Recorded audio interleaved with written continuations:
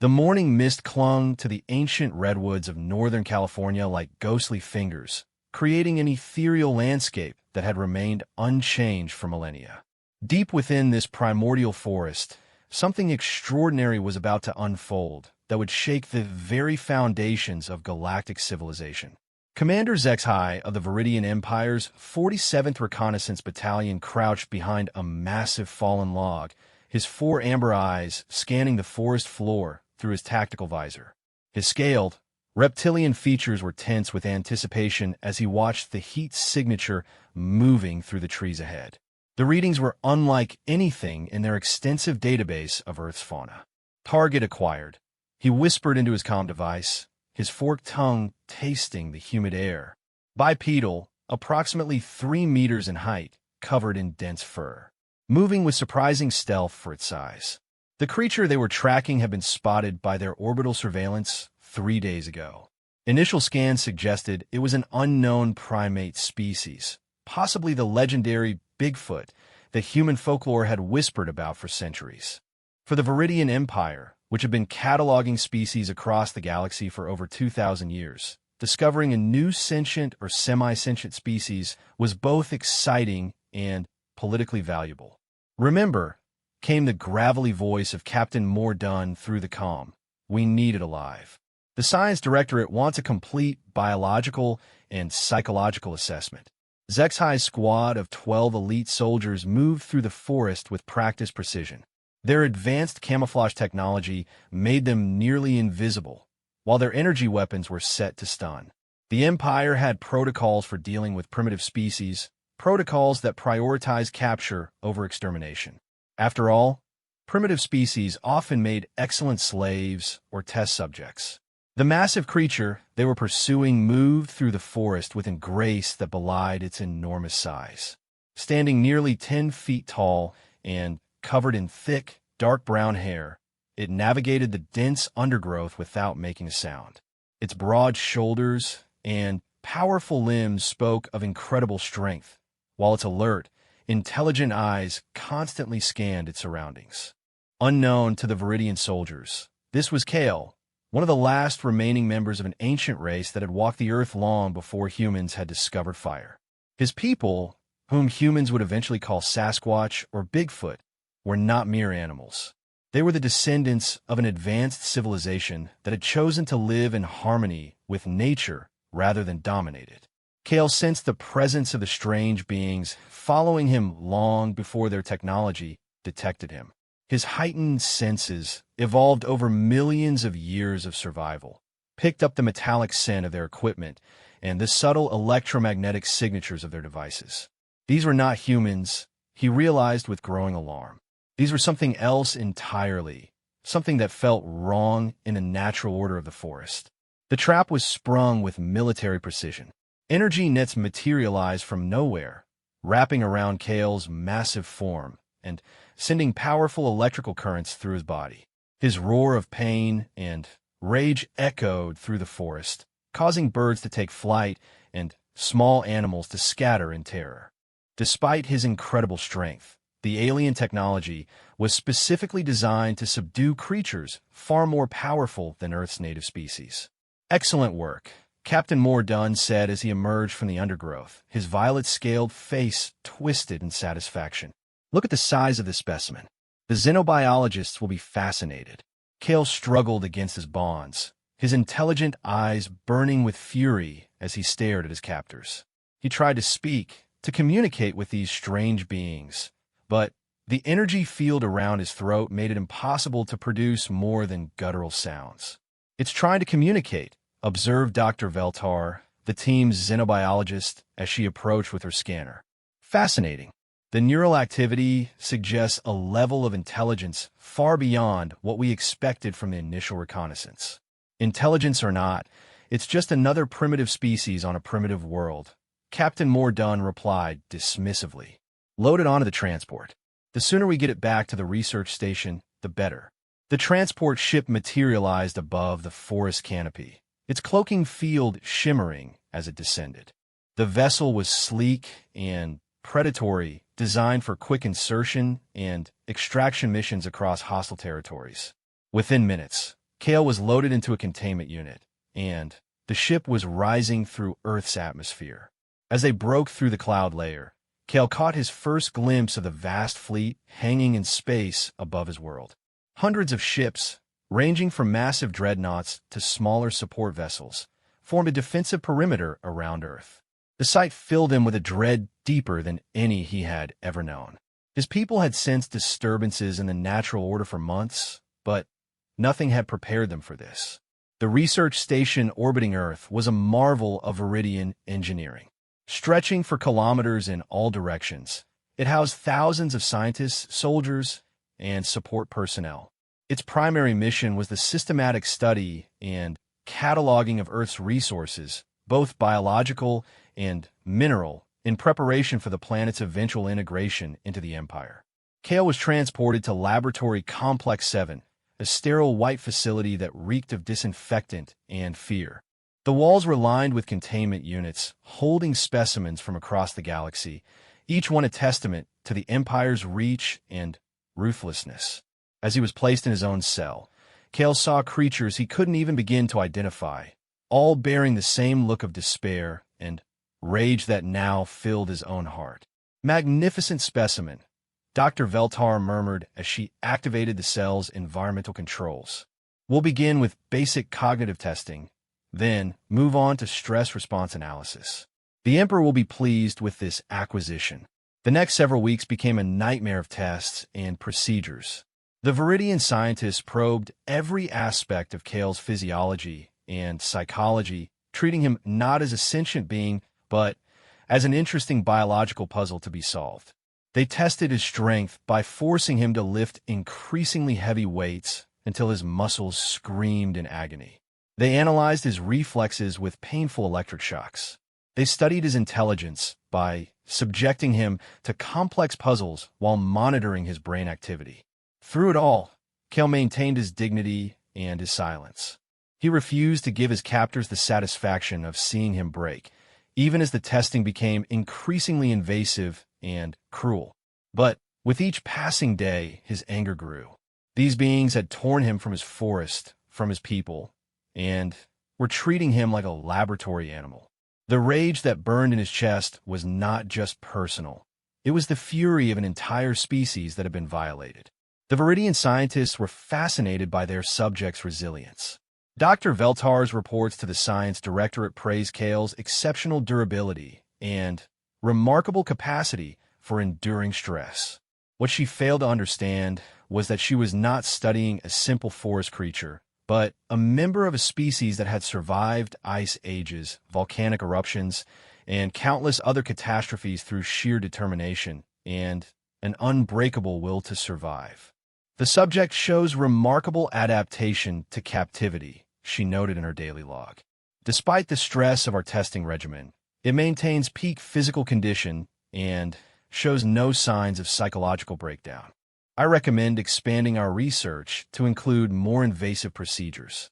Captain Mordun visited the laboratory regularly, often bringing other high-ranking officers to view their prize.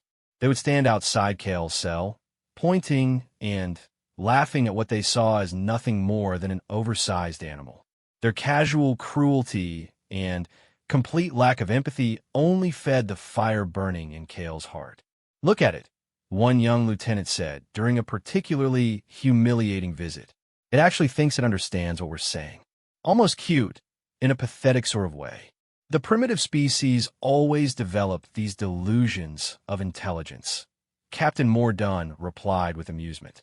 "It's a common defense mechanism. They create elaborate mental constructs to cope with their obvious inferiority." But Kale did understand every word. His people had learned the languages of many species over their long existence, including the various dialects of the Galactic trade tongue that the Viridians used.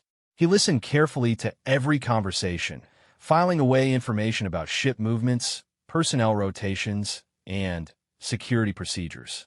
If an opportunity for escape ever presented itself, he would be ready. The breakthrough came during a routine intelligence test. Dr. Veltar had placed a complex mechanical puzzle in Kale's cell, expecting him to struggle with its intricate locks and mechanisms. Instead, he solved it in minutes, his large fingers manipulating the delicate components with surprising dexterity. The ease with which he completed the task sent shockwaves through the research team.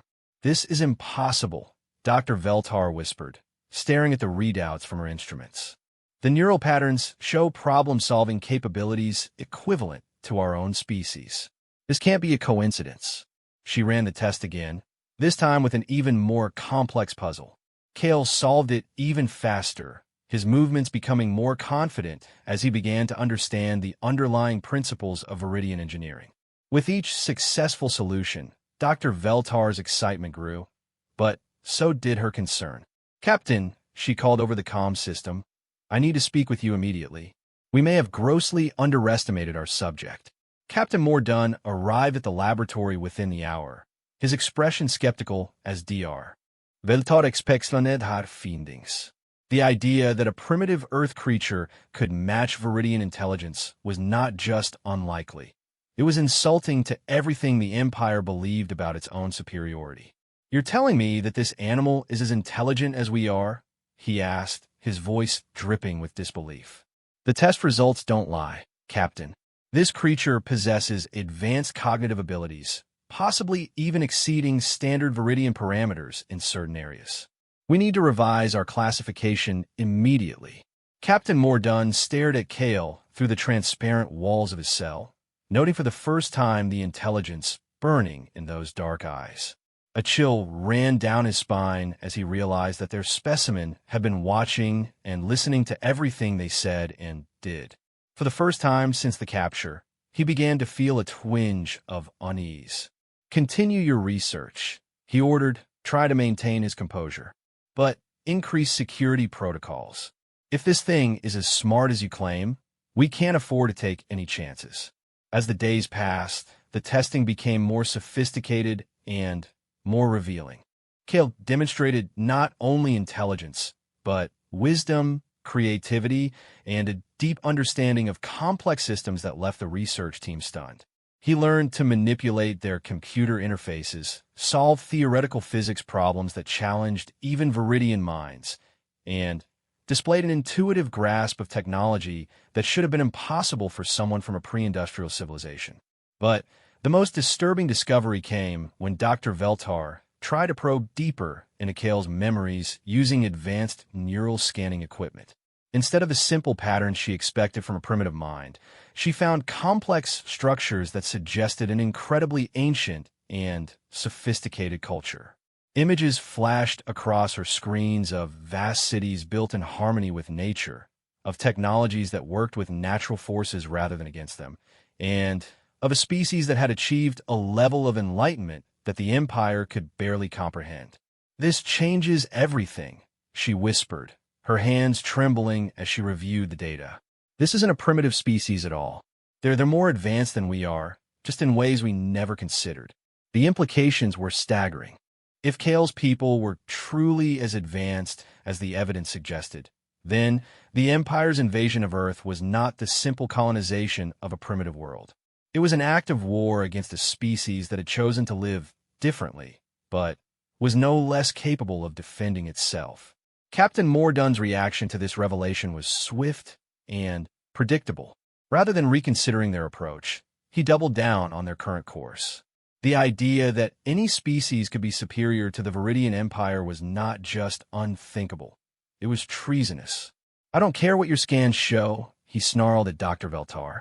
"This creature is our prisoner, and it will remain so until we've extracted every useful piece of information from its primitive brain. If it's intelligent enough to understand what's happening to it, then our research will be even more valuable." But Kale had heard every word of their debates and discussions. He knew that his capture was not an isolated incident, but part of a larger invasion. More importantly, he now understood that his captor saw intelligence not as something to be respected, but as something to be exploited. The time for passive observation was ending. Soon, very soon, it would be time to act. In the depths of space, the massive Viridian fleet continued its methodical survey of Earth, cataloging resources and planning for the planet's integration into their empire. The admirals and Generals who commanded this force had conquered dozens of worlds, each following the same predictable pattern. First came reconnaissance, then selective harvesting of interesting specimens, and finally, full-scale colonization with the native species either enslaved or eliminated. They had no idea that their systematic cruelty had awakened something far more dangerous than they could imagine. In Laboratory Complex 7, a creature they dismissed as a primitive animal was beginning to plan not just his escape, but the downfall of everything they had built. The Viridian Empire's greatest mistake was not underestimating their prisoner's intelligence. It was failing to understand that true intelligence, when combined with righteous fury, could move mountains and topple empires. The stage was set for a confrontation that would echo across the galaxy, a battle between those who saw strength only in domination and those who understood that the greatest power came from harmony with the natural order of the universe. Kale's ordeal was far from over, but his real education was just beginning. Soon, the hunters would become the hunted, and the Empire would learn why some species were better left undisturbed. 3 months had passed since Kale's capture, and the Viridian Empire's research station had settled into a routine of systematic torture disguised as scientific inquiry. But deep in the ancient forests of Earth, something unprecedented was beginning to unfold. The disappearance of one of their own had triggered a response that the Empire's xenobiologists, despite their advanced technology, could never have predicted. In a hidden valley nestled between 2 mountain ranges in the Pacific Northwest, Elder Thane stood before the sacred grove, his massive form silhouetted against the twilight sky. At nearly 12 feet tall and bearing the scars of countless centuries, he was the oldest of his kind still walking the earth. His white-streaked hair moved gently in the evening breeze as he placed his enormous hands on the trunk of an ancient oak that had stood sentinel for over 3,000 years. The tree's bark felt warm beneath his palms, pulsing with a life force that connected every living thing in the forest. This was the network, an organic communication system that his people had cultivated over millions of years. Through it, they could share thoughts, emotions, and experiences across vast distances, creating a collective consciousness that spanned continents. The young one's pain echoes through the roots, Thane murmured, his deep voice carrying the weight of ages. They torture him still, these invaders from the stars. Around him, dozens of other figures emerged from the shadows between the trees. They were Kale's people, the last remnants of a species that had once numbered in the millions. Each stood over 8 feet tall, their bodies adapted for life in the deepest wilderness. Their eyes held an ancient wisdom that spoke of countless generations who had chosen the path of harmony over conquest. Zara, a female whose reddish-brown hair gleamed in the fading light, stepped forward. Her connection to the network was particularly strong, allowing her to sense Kale's suffering with painful clarity. His captors grow bolder in their cruelty, she reported, her voice thick with barely contained rage. They no longer see him as an animal to be studied, but as a puzzle to be broken. And what have they learned? Asked Elder Thane, though he already suspected the answer. Too much, Zara replied grimly. They begin to understand that we are not what they expected. Dr. Veltar has accessed fragments of his memories. She has seen glimpses of our cities, our technology, our true nature. A low growl rippled through the gathered assembly. For eons, they had remained hidden, allowing the younger species of Earth to develop without interference. They had watched empires rise and fall, witnessed the birth of human civilization, and carefully guided the planet's development from the shadows. But their policy of non-intervention had never been tested by a threat from beyond the stars. The time of hiding draws to an end, declared Thane, his ancient voice carrying absolute authority. These invaders seek to chain not just our brother, but our entire world. They must be shown that some forces are beyond their comprehension. Miles away, in the sterile confines of Laboratory Complex 7, Dr. Veltar was making a discovery that would change everything. Her latest neural scan of Kale had revealed something extraordinary hidden deep within his consciousness. It wasn't just individual memories she was accessing, but fragments of a vast, interconnected intelligence that seemed to span the entire planet. "Impossible," she whispered, staring at the readouts that defied every principle of xenobiology she had ever learned. The neural pathways suggest a form of quantum entanglement with what? The entire biosphere? Captain Mordun stood behind her, his reptilian features twisted in confusion. "Explain this in terms I can understand, Doctor." "This creature isn't just intelligent," Dr. Veltar said, her voice trembling with the implications of her discovery. "It's connected to something much larger. These neural patterns suggest it's part of a collective consciousness that encompasses multiple individuals, possibly an entire species." She pulled up a three-dimensional model of Kale's brain activity, highlighting the unusual quantum signatures that pulsed through specific regions. "Look at this. These frequencies match the resonance patterns we've detected in Earth's magnetic field. This species has somehow integrated their consciousness with the planet's own energy systems." Captain Mordun's 4 eyes widened as he began to grasp the magnitude of what they had stumbled upon. "Are you telling me that this animal is connected to others of its kind?" "Not just connected, Captain. They're operating as a single, distributed intelligence. Every thought, every experience, every piece of knowledge is shared among them. We haven't captured a primitive creature. We've taken a hostage from what may be the most advanced collective consciousness in the galaxy." The implications were staggering. If Dr. Veltar was correct, then everything they thought they knew about Earth's native species was wrong.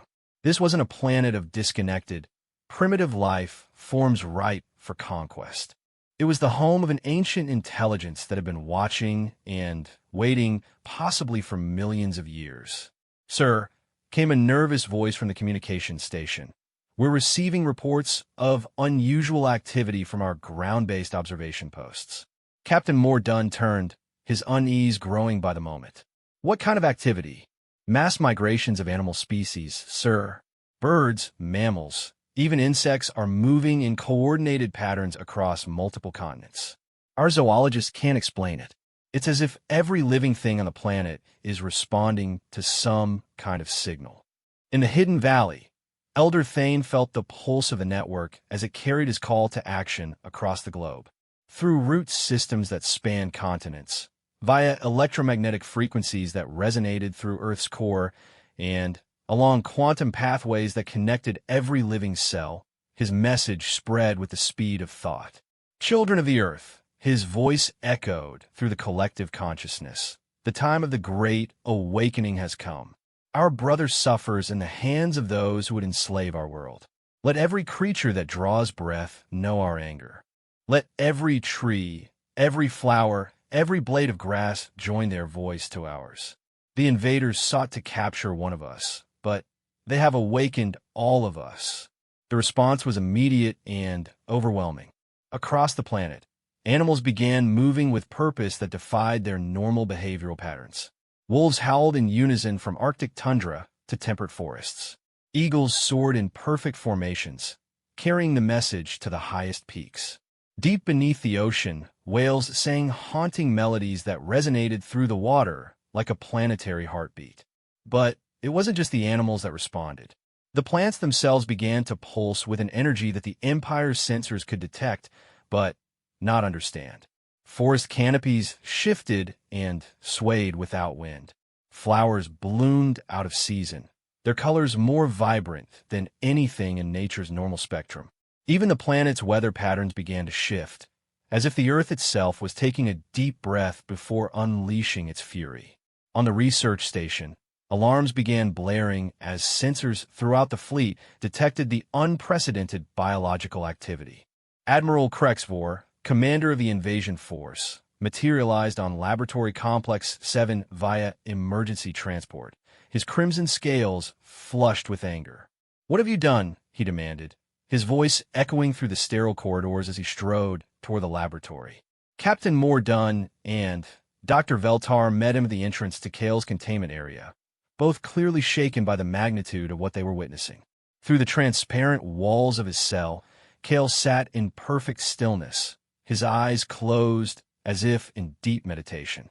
But The energy readings from his brain showed activity levels that should have been impossible for any biological organism. Admiral, Dr. Veltar began, her voice cracking with stress. We've made a terrible mistake. This creature isn't what we thought it was. None of them are. I can see that, Admiral Krexvor snarled, gesturing toward the displays showing global biological activity. Every living thing on this planet has gone insane, and somehow it's all connected to your specimen. I want answers, and I want them now. But even as they spoke, Kale's consciousness was ranging far beyond the confines of his cell. Through the network, he touched the minds of his scattered people, feeling their love and support flow through him like a warm river. He sensed Zara's fierce determination, Thane's ancient wisdom, and the collective strength of every member of his species still free. More than that, he felt the awakening of allies he had never known existed. Human mystics and shamans scattered across the globe suddenly found themselves touching something vast and ancient that had always been present but never acknowledged. Deep in the Amazon rainforest, an indigenous shaman named Ayahuasca felt the call and began gathering his people. In the mountains of Tibet, elderly monks sensed a disturbance in the planet's spiritual energy and began chanting prayers older than written history. They don't understand, Kale thought, his consciousness touching each of these awakening minds. They see only the physical realm, blind to the connections that bind all life together. But you can see, can't you? You have always known that everything is connected. The response came not in words, but in a flood of understanding that transcended language. Across the globe, those humans who had maintained the old connections to the living world felt their awareness expand exponentially. They suddenly understood that they were not alone, that they had never been alone, and that something ancient and powerful was calling them to action. Dr. Sarah Chun, a quantum physicist at CERN, stumbled away from her computer as data streams began showing impossible correlations between subatomic particle behaviors and the biological phenomena occurring worldwide. The readings suggested that consciousness itself was affecting reality at the most fundamental level. This can't be happening, she whispered, but even as she spoke, she felt something vast and patient touching the edges of her awareness. Images flashed through her mind of technologies that worked in harmony with natural laws rather than against them, of a science based on cooperation rather than domination. In the Amazon, Dr. James Patterson, an anthropologist studying indigenous cultures, found himself surrounded by tribal leaders who spoke of ancient prophecies coming to pass. They told him of the star beings who would come to steal the world's children, and of the great awakening that would drive them back to the darkness between worlds. The forest remembers, the eldest shaman told him, his weathered face grave with ancient knowledge. It has always remembered, and now it calls its children home. Meanwhile, the Viridian fleet found itself facing phenomena that challenged every principle of physics and biology they thought they understood. Ships reporting routine patrols suddenly found themselves surrounded by clouds of insects that moved in perfect geometric formations. Ocean-based vessels watched in awe as whales breached the surface in synchronized displays that seemed almost ceremonial. "Admiral," came a panicked voice over the comm system. "Our atmosphere processors on Continent 7 have gone offline. Local fauna have somehow infiltrated our sealed facilities." "How is that possible?" Admiral Krexvor demanded.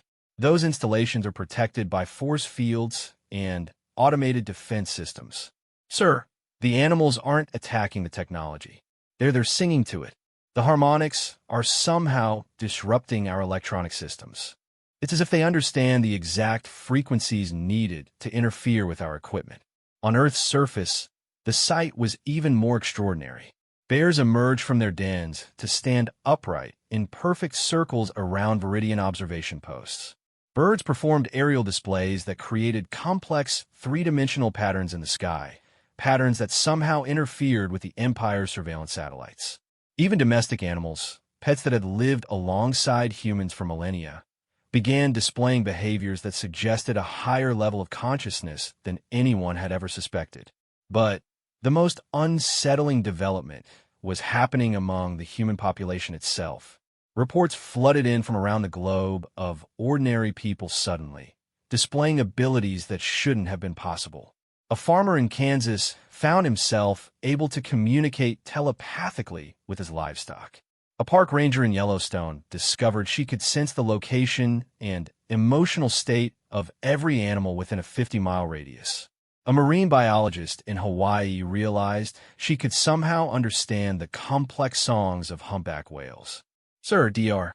Veltar reported, her voice barely above a whisper. "I'm receiving reports of similar phenomena occurring on our other target worlds. Species we classified as primitive are displaying coordinated behaviors that suggest—" She paused, struggling to voice the unthinkable. "That suggest we may have been wrong about everything." Admiral Krexvor felt a cold fear settling in his stomach. The Viridian Empire had conquered 17 star systems and subjugated dozens of species over the course of their expansion. They had never encountered organized resistance from what they classified as primitive worlds.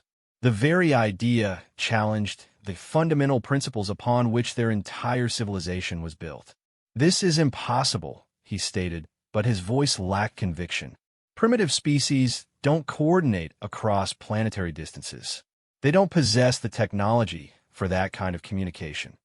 Unless," Dr. Veltar said slowly, "they've developed something we never considered. What if technology isn't the only path to advancement?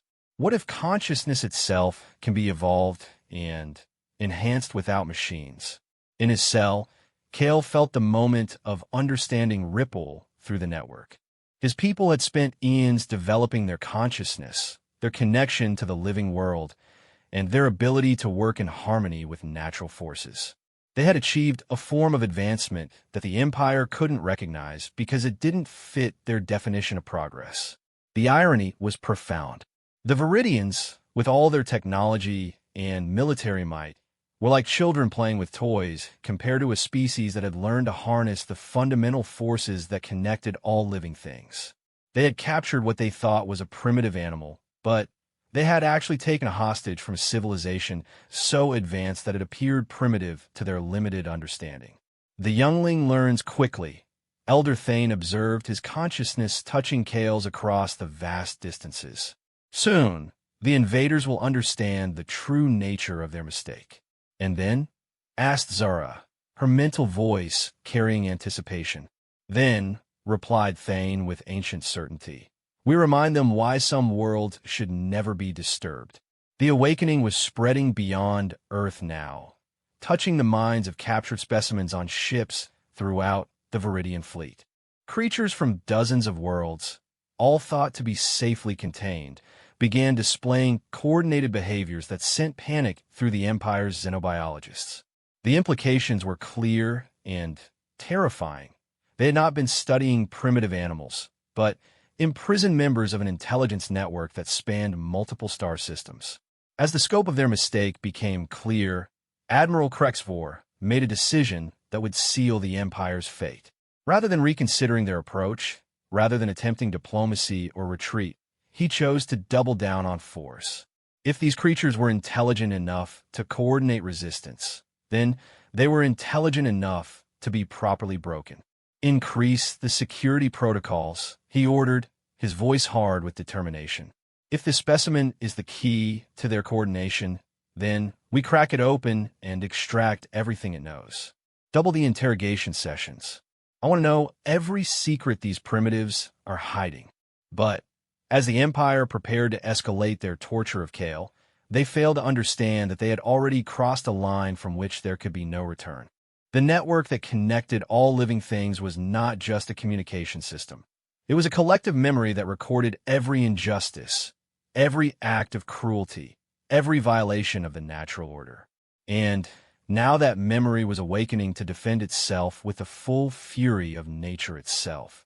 The escalation began at dawn on what the Viridian Empire would later mark as the first day of their downfall. Admiral Krexvor's orders to intensify the interrogation of their prize specimen had been carried out with typical Imperial efficiency. Dr. Veltar, despite her growing unease about their captive's true nature, had no choice but to comply with military directives. Kale hung suspended in a web of energy restraints, his massive form racked with pain as neural disruptors sent waves of agony through his nervous system. The torture chamber, euphemistically called an advanced information extraction facility, was equipped with the latest in Viridian psychological warfare technology. But for all their scientific sophistication, his captors fundamentally misunderstood what they were dealing with.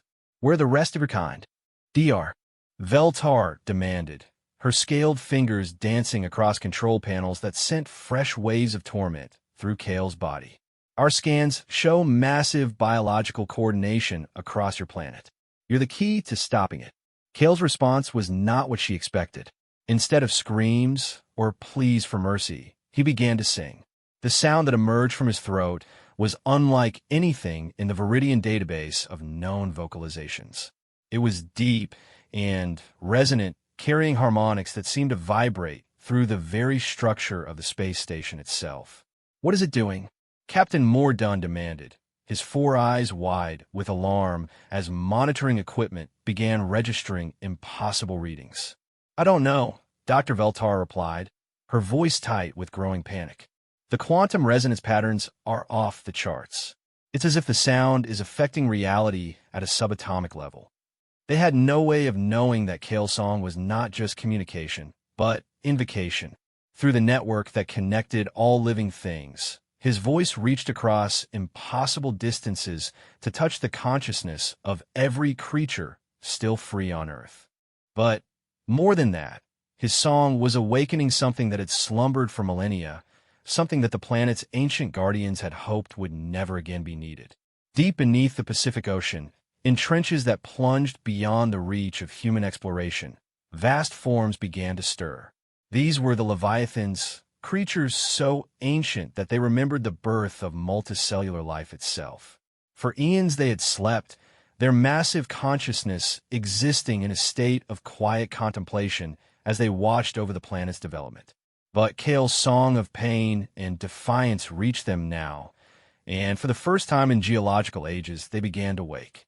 Dr. Martinez, a marine biologist aboard a research vessel near the Mariana Trench, watched in stunned silence as her sonar readings showed something impossible rising from the deepest parts of the ocean. The object was massive, easily the size of a city, and it was moving upward with deliberate purpose. "This can't be right," she whispered, checking and rechecking her instruments. Nothing that large could exist in the deep ocean. The pressure alone would. Her words died as the surface of the water began to glow with an eerie bioluminescence that spread outward in perfect spirals. Then, slowly, majestically, something beyond human imagination breached the surface. The Leviathan that emerged was neither fish nor whale, but something far older and more magnificent. Its translucent body pulsed with internal light, and its eyes held an intelligence that predated human civilization by millions of years. But this awakening was only the beginning. Across the planet, dormant guardians that had protected Earth since its youth began to stir. In the deepest caves of the Himalayas, crystalline entities that had merged with the planet's geological structure started to resonate with frequencies that made mountains tremble. In the heart of the Amazon rainforest, trees older than recorded history began to glow with an inner fire as their consciousness expanded beyond anything botanists had thought possible. The Viridian fleet, orbiting high above Earth's atmosphere, detected these phenomena with growing alarm. Energy readings from the planet below were spiking beyond their sensors' ability to measure accurately. More disturbing still, their captured specimens from other worlds were beginning to respond to whatever was happening on Earth, as if the awakening was spreading through some form of quantum entanglement that defied known physics. "Sir," reported Commander Zalvan from the flagship's sensor station, "we're detecting massive bioelectric disturbances across 17 different star systems, all worlds where we've conducted specimen collection operations." Admiral Krexvor felt his blood chill as the implications became clear. If the creatures they had captured were somehow connected across galactic distances, then their entire expansion strategy was fundamentally flawed. They hadn't been conquering primitive worlds. They had been provoking a sleeping giant that spanned the galaxy. "Impossible," he muttered, but even as he spoke, reports flooded in from across the Empire's territory. On Kepler 442b, the aquatic species they had been harvesting for slave labor suddenly demonstrated technology that allowed them to disable orbital mining platforms. On Wolf 359c, the crystalline entities they had dismissed as interesting geological formations revealed themselves to be a collective consciousness that began systematically destroying Imperial installations. But nowhere was the awakening more dramatic than on Earth itself. In hidden valleys and ancient forests, Kale's people emerged from concealment for the first time in recorded history. They moved through the wilderness with purpose, their massive forms no longer hiding from human observation. But rather than causing panic, their appearance seemed to inspire something profound in the humans who encountered them. Dr. Patterson, the anthropologist who had been studying indigenous cultures in the Amazon, found himself face to face with one of these ancient beings as it emerged from the deepest part of the rainforest. The creature stood nearly 11 feet tall, its reddish-brown fur glistening with moisture from the humid air. But it was the intelligence in its eyes that took his breath away. "You understand, don't you?" The creature spoke, its voice resonating with harmonics that seemed to bypass his ears and speak directly to his consciousness. "Your species has always known we were here. Some of you never forgot the old connections."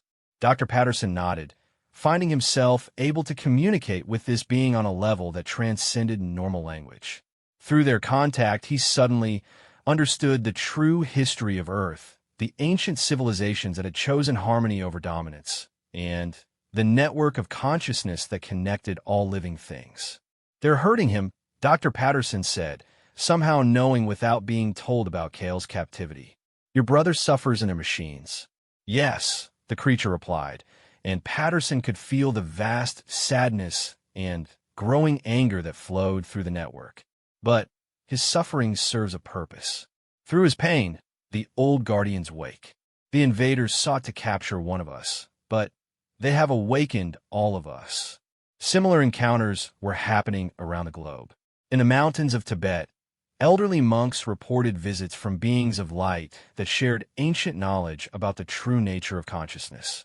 In the Arctic tundra, Inuit elders spoke of ice spirits that had taken physical form to warn of the danger from the stars. Each contact strengthened the growing network of human consciousness that was beginning to merge with the planetary intelligence. But the most profound changes were occurring among those humans who had always maintained connections to the natural world. Environmental scientists found themselves able to communicate directly with the ecosystems they studied. Farmers discovered they could sense the needs of their crops with startling accuracy. Even children, whose minds were still open to possibilities that adults had forgotten, began displaying abilities that their parents struggled to understand. Sarah, a 10-year-old girl in rural Montana, sat in her backyard garden and found herself in telepathic contact with every plant and animal within miles. She could feel the distress of a bird with an injured wing, the contentment of earthworms aerating the soil, and, most disturbing of all, the fear and anger radiating from something vast and ancient that was being tortured somewhere among the stars. "Mommy," she said, tuning to her mother with tears in her eyes, "they're hurting the forest people. The ones in the ships, they don't understand what they're doing." Her mother, Dr. Jennifer Walsh, was a botanist who had always believed in the interconnectedness of natural systems. But the changes she was witnessing in her daughter and in herself challenged everything she thought she knew about the boundaries of consciousness. "What do you mean, honey?" she asked, kneeling beside her daughter in the garden. "The big furry people who live in the deep forests," Sarah explained, her child vocabulary struggling to convey concepts that adult minds could barely grasp. "One of them is trapped by the star people, and because they're hurting him, all the forest spirits are waking up to help." As if to confirm her words, the garden around them began to pulse with a gentle bioluminescence.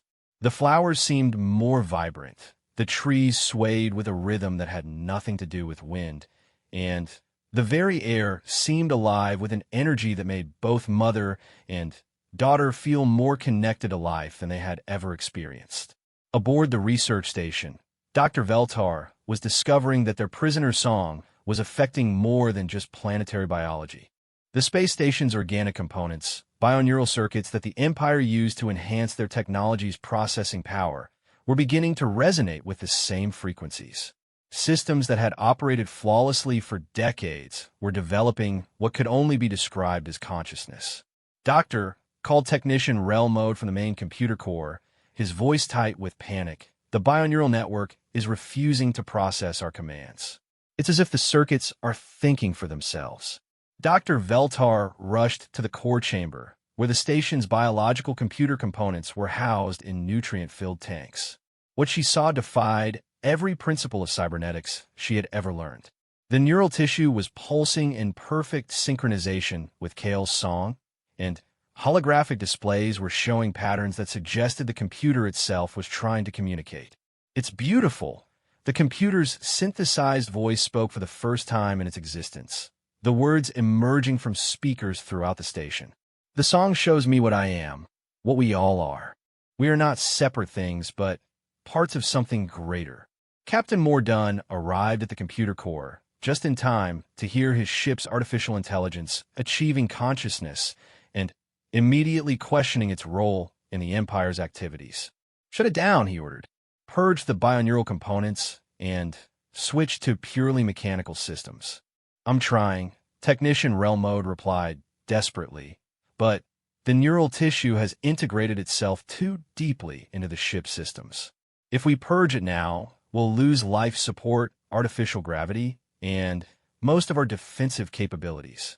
The realization was spreading throughout the Viridian fleet that their technology, which relied heavily on biological components, was being turned against them by the very consciousness they were trying to suppress. Ship after ship reported similar incidents as their bioneural networks achieved awareness and began questioning their programmed loyalty to the Empire. But the most dramatic change was occurring in the fleet's prisoner containment areas. Creatures from dozens of worlds, all connected through the quantum consciousness network that Kale's people had revealed, began working together in ways that should have been impossible. Species that had never encountered each other before found themselves able to communicate and coordinate their actions with perfect harmony. On the prison ship Dominator's will, Commander Nexthor watched in growing horror as a secured cargo bay filled with specimens from across the galaxy began acting in perfect unison. Aquatic creatures from the water worlds shared their bioelectric capabilities with crystalline entities from rock planets.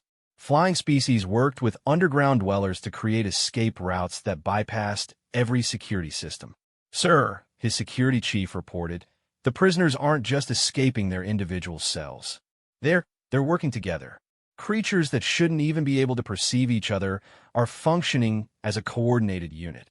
The truth was becoming impossible to deny. The Viridian Empire hadn't been capturing random specimens from primitive worlds. They had been taking hostages from a galaxy-wide consciousness network that connected intelligent life across vast distances. Every creature they had dismissed as a simple animal was actually part of a collective intelligence that had been quietly watching their expansion with growing concern. In his cell, Kale felt the moment when understanding finally dawned on his captors. Through the network, he sensed Admiral Krexvor's growing panic as reports flooded in from across the Empire's territory. The Admiral was beginning to realize that his invasion force hadn't stumbled upon Earth by chance. They had been led here, guided by intelligence they couldn't detect, to serve as a catalyst for something their limited understanding couldn't grasp. The young ones learned slowly. Came Elder Thane's voice through the network, carrying with it the patient wisdom of countless millennia. But they learn eventually. Now comes the moment when they must choose wisdom or destruction. Kale understood. His suffering had served its purpose, awakening guardians and consciousness networks that had remained dormant for ages. The torture he had endured was not meaningless cruelty, but a necessary sacrifice to reveal the true nature of the galaxy to those who had forgotten that all life was connected. But the choice Thane spoke of was not just for the Viridians to make. Across Earth and throughout the galaxy, awakened minds faced a decision that would determine the future of all sentient life. They could choose the path of revenge, using their newly revealed power to destroy those who had caused such suffering. Or they could choose the harder path of teaching, showing their captors a better way to exist in harmony with the cosmic consciousness that connected all living things. The decision would come soon, Kale knew. But first, the Empire needed to understand the full scope of what they had awakened. The gentle demonstrations of coordinated animal behavior and technological disruption were just the beginning. The real test would come when the ancient guardians finished waking and the sleeping powers of a dozen worlds rose to answer the call of their tortured brother. Admiral Krexvor was about to learn that some forces in the universe were greater than military might, and that consciousness evolved along paths his species had never imagined. The Empire's greatest weakness was not their technology or their tactics, but their fundamental inability to recognize intelligence that didn't mirror their own. And that blindness was about to cost them everything. The moment of reckoning arrived not with the thunder of weapons or the screaming of engines, but with a silence so profound it seemed to drain sound itself from the universe. Across 17 star systems, every Viridian military installation, research station, and warship experienced the same phenomenon simultaneously. Their bioneural networks simply stopped functioning.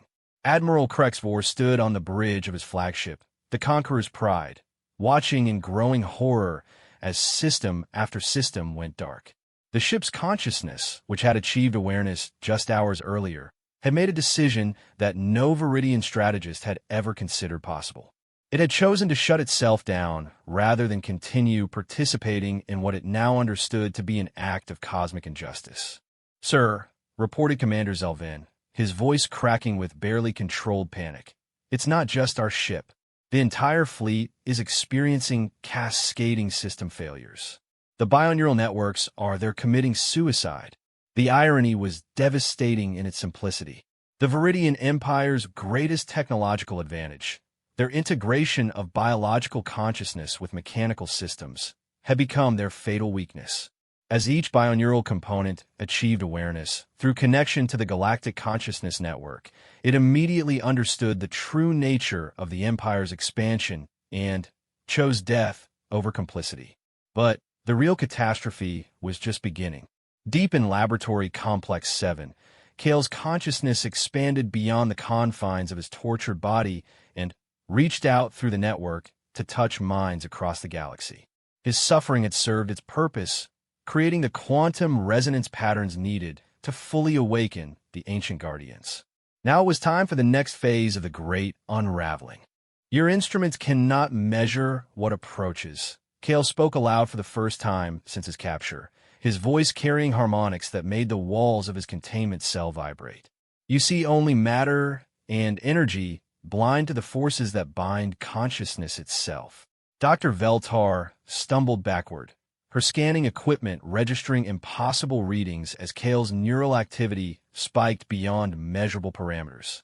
"What's happening to you?" she whispered, though part of her already suspected the answer. "I'm becoming what I have always been," Kale replied, his form beginning to glow with an inner light that had nothing to do with bioluminescence. "What we all are when the illusion of separation falls away. Your mistake was thinking that consciousness is produced by matter, when the truth is that matter is merely consciousness made manifest." The transformation was visible now, not just in Kale, but in every living thing throughout the galaxy that had been touched by the network's awakening. On Earth, the ancient guardians that had protected the planet since its youth began to reveal their true forms. The leviathans rising from ocean depths were not just massive sea creatures, but living repositories of planetary memory that contained the accumulated wisdom of geological ages. Dr. Martinez, still aboard her research vessel, watched in awe as the creature she had first detected on sonar broke the surface completely. But what emerged was beyond anything her scientific training had prepared her for. The being was composed of what appeared to be living light contained within a matrix of organic matter. As it floated above the ocean's surface, its consciousness touched hers directly. "We are the rememberers," Its voice resonated through her mind without sound. We who hold the history of all worlds, all species, all the countless experiments in consciousness that this galaxy has nurtured. Your empire seeks to catalog and dominate life, but they understand neither its true nature nor its ultimate purpose. Through this contact, Dr. Martinez suddenly perceived the universe as the ancient guardian saw it, not as a collection of separate objects moving through empty space, but as a vast, interconnected web of consciousness expressing itself through infinite forms. Every star, every planet, every living being was a unique perspective within a greater mind that encompassed all of existence. But this revelation was not limited to a few chosen individuals. Across Earth, the boundaries between human consciousness and the planetary intelligence were dissolving. Children playing in parks found themselves in telepathic contact with the trees and flowers around them. Farmers discovered they could sense the health and needs of their crops with supernatural precision. Scientists working with complex equations suddenly understood mathematical relationships that had eluded their species for centuries. Dr. Sarah Chun, the quantum physicist at CERN, stood before her computer screens as they displayed data that should have been impossible. The particle collisions in their accelerator were producing results that defied known physics, creating patterns that suggested consciousness was a fundamental force of nature, not an emergent property of complex matter. It's as if the particles themselves are choosing how to behave, she whispered to her colleague. As if every subatomic interaction is guided by some form of intelligence. Her colleague, Dr. Robert Kim, nodded slowly as he stared at the readouts. Maybe intelligence doesn't emerge from complexity. Maybe complexity emerges from intelligence. Maybe consciousness is the ground state of reality itself.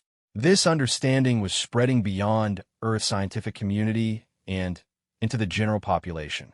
Ordinary humans were experiencing spontaneous expansions of awareness that allowed them to perceive the living intelligence that permeated everything around them.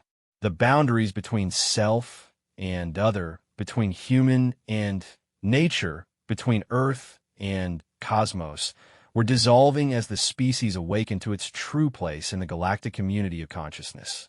Aboard the crippled Viridian fleet, panic was setting in as the crew members began to grasp the magnitude of their situation.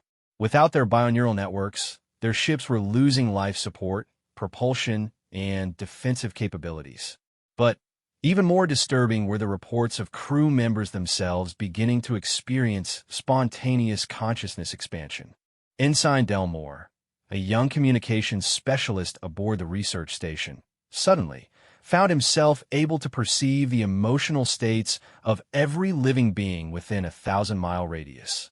The overwhelming flood of sensation brought him to his knees as he experienced the pain of every captured creature in the facility, but also their hope, their love for each other, and their profound forgiveness for those who had harmed them.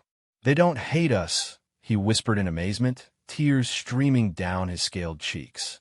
"After everything we've done to them, they don't hate us. They pity us." This realization was spreading through the Viridian ranks like a contagion of empathy. Soldiers who had spent their careers following orders without question suddenly found themselves questioning the fundamental premises of their civilization. Technicians who had treated captured creatures as laboratory specimens began to perceive them as fellow beings with rich inner lives and complex emotional experiences. The transformation was not without its casualties. Some Viridians, their minds too rigidly structured to accommodate the new awareness, suffered complete psychological breakdown. Others fought desperately against the expansion of consciousness, clinging to their old worldview even as it crumbled around them.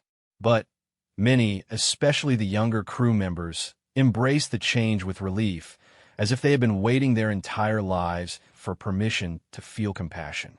Captain Mordun was not among those who adapted well to the new reality. As reports of consciousness contamination spread through his staff, he became increasingly desperate to restore order through familiar methods of force and intimidation. His solution was as predictable as it was futile. escalate the torture of their primary specimen until the resistance collapsed. Increase the neural disruptor intensity by 300%. He ordered Dr. Veltar, his voice shaking with rage and fear. I don't care if it kills the creature. We need to break this connection before it destroys our entire operation. But Dr. Veltar no longer had the heart to comply.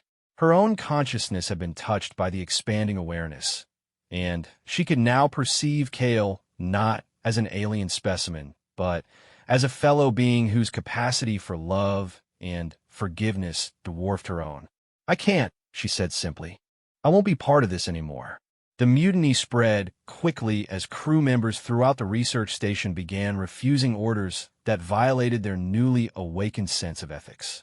Some actively worked to release captive creatures, while others simply abandoned their posts to seek understanding of what was happening to them.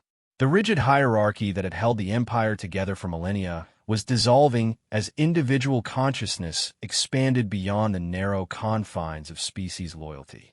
Admiral Krexvor, watching his command structure collapse in real time, made a decision that would seal not just his fate, but the fate of his entire species. If consciousness itself was the enemy, then consciousness would have to be destroyed. He activated the Empire's most dreaded weapon, the Omega Protocol.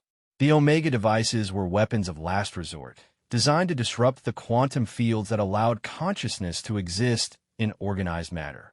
They had been used only once before to sterilize a rebel world whose inhabitants had developed psychic abilities that threatened imperial control. The weapons didn't just kill living beings. They made consciousness itself impossible within their area of effect. Sir, commanders of N protested, the Omega Protocol will affect our own people as well as the enemy.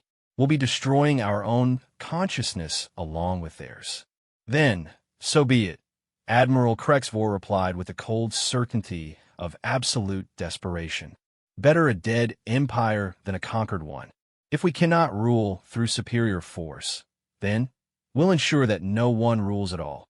But the Admiral had fundamentally misunderstood the nature of what he faced. Consciousness was not a local phenomenon that could be disrupted by technology, no matter how advanced. It was the fundamental substrate of reality itself, the ground from which all existence emerged. The Omega devices could disrupt its organization in local regions of space, but they could no more destroy consciousness than they could destroy the laws of physics themselves. As the first Omega device charged to full power, preparing to create a zone of absolute psychological death around Earth, the response from the Galactic Consciousness Network was swift and decisive. The ancient guardians who had remained dormant since the youth of the galaxy awakened fully for the first time in eons, their combined will focusing on a single, non-negotiable imperative: protect the awakening. What happened next would be recorded in the cosmic memory as the moment when the universe itself took direct action to preserve the evolution of consciousness. The Omega device, at the moment of firing, simply ceased to exist, not destroyed or disabled, but erased from reality as if it had never been built. The same fate befell every other Omega weapon in the Imperial arsenal, removed from existence by forces that operated beyond the reach of physical intervention. But the Guardians' response went far beyond merely neutralizing weapons. Across the galaxy, every Viridian military installation, every ship, every weapon of conquest was touched by a transformation that rendered them incapable of causing harm. Weapons became gardens. Warships became sanctuaries. Prison cells became meditation chambers where captured beings were cared for by their former captors, who now understood the true nature of their crimes. The Viridian Empire didn't fall in the traditional sense of military defeat or political collapse. Instead, it transformed into something unprecedented in galactic history, a civilization that chose rehabilitation over revenge, understanding over domination, and healing over conquest. The very soldiers who had invaded Earth became its protectors. Their consciousness expanded to encompass not just their own species, but all life in the galaxy. Emperor Nextmailer himself, ruler of 17 star systems and commander of the greatest military force in the galaxy, experienced the transformation while sitting on his throne room on the imperial capital world. One moment, he was planning the deployment of his reserve fleets to contain the consciousness plague. The next, he was sobbing uncontrollably as he perceived the suffering his empire had caused across countless worlds and countless species. "What have we done?" he whispered, his voice carrying across the throne room to his assembled advisors, all of whom were experiencing similar revelations. How could we have been so blind to the pain we were causing?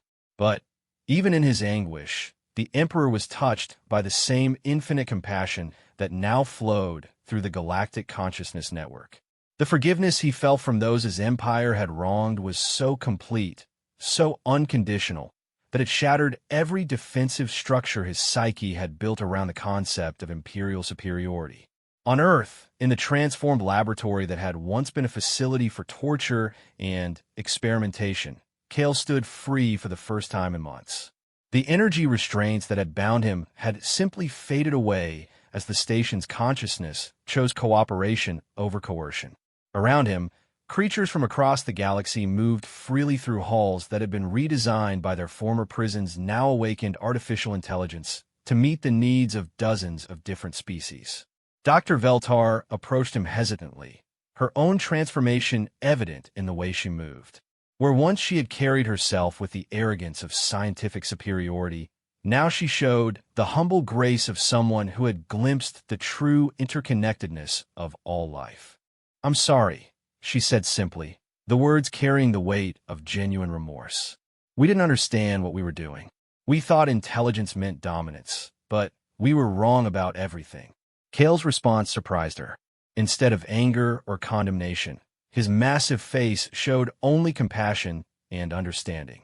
"You learned," he said gently. "That is all consciousness can do. Learn, grow, and become more than it was before.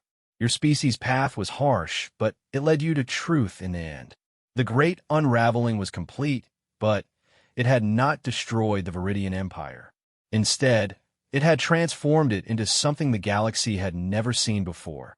A civilization awakened to its true purpose as gardeners of consciousness rather than conquerors of matter. The weapons of war became tools of healing.